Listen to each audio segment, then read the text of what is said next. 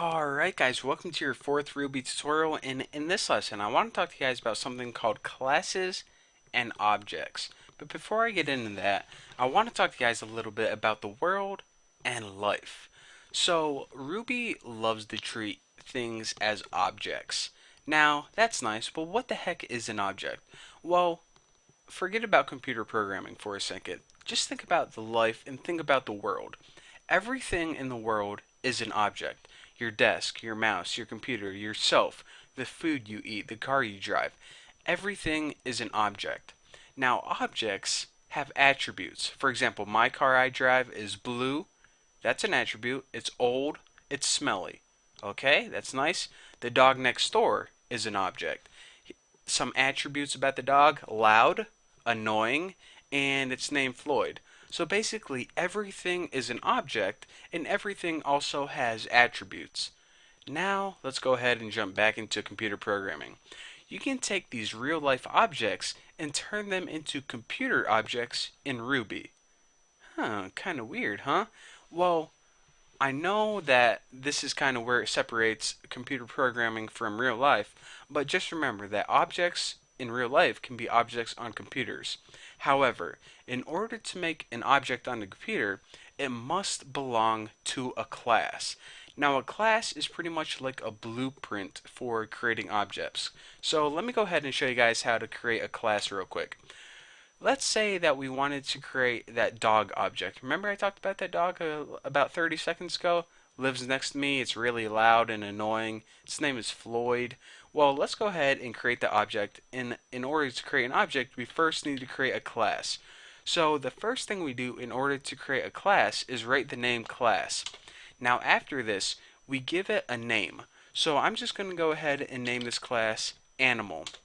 Now, whenever you create classes in Ruby, make sure to name them with a capital letter. Start them with a capital letter. That's what I was trying to say. Now go ahead and hit enter. Now we are making the class.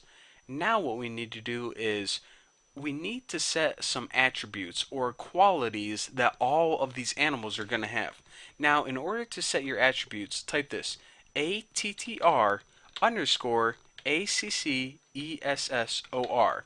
Now this means pretty much your attributes. Now each attribute is going to be a colon with the attribute name. So all animals have a name, and in order to separate the attributes, just add a comma. So all animals are going to have a name, an age, and just pick something else, like a trait, like smelly, big, hairy, some random trait.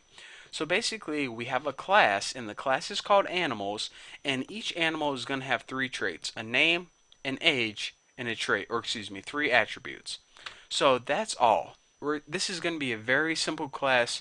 That's it. So now we're done making our class. In order to tell Ruby we're done making our class, just go ahead and type the word end and hit enter, and it returns nil. And just remember, nil pretty much means okay, you created your class without any errors, everything's good to go. So just remember this. I gotta pound this in your brain. A class is pretty much a blueprint for creating objects. Now that we made an animal class, we can now create animal objects such as that Floyd, the dog that lives next to me. And another thing to notice is that you know how the 1, 2, 3 is the line number? The 0 is no longer 0 in this lesson. It's 1, 1. The 1 is the depth. Now, I guess I might as well explain this right now.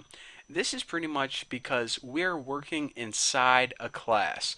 This 1 is part of something bigger.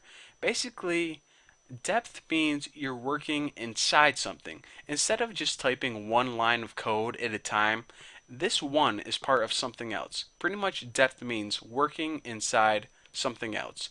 And last but not least, nil, what we get back, pretty much means our class was created without any errors. We didn't mess up at all. All our code was good. We didn't accidentally hit any weird buttons or anything like that. So now we have a class. In the next tutorial, what I'm going to be doing is I'm going to be creating the first object, the Floyd object, the dumb dog that lives next to me. That's what I'm going to be creating. So for now, thank you guys for watching. Make sure to make your own class with your own attributes, and once you do, you're ready to move on to the next lesson. So like I said, thank you guys for watching. Don't forget to subscribe, and I'll see you guys in the next video.